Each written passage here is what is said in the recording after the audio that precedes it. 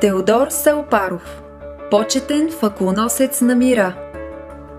Въпреки че като малък мечтае да стане футболист, под влияние на майка си Теодор избира волейбола.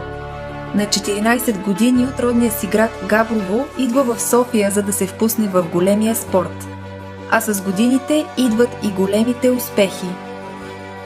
С националния отбор на България печели 3-то място на световно и европейско първенство, а през 2012 става 4-ти на Олимпийските игри в Лондон.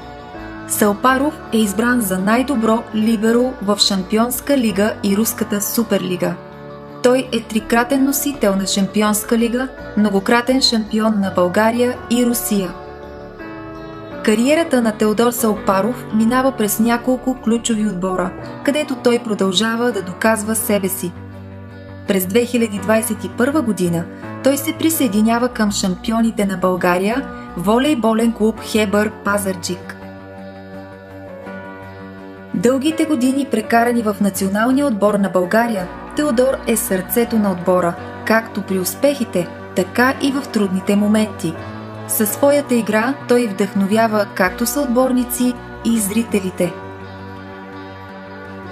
Постът на либерото играе много важна роля във всеки отбор. Този пост изпълнява единствено защитни функции. Поради тази причина либерото въплъщава себераздаване, безкорисност и саможертва. Това са качества, които не само издигат човека като личност, но и вдъхновяват и подкрепят околните. Вярваме, че тези качества са много важни и ценни не само в спорта, но и в живота като цяло. Думите на Теодор са девиз на всеки човек, който иска да е добър гражданин на света.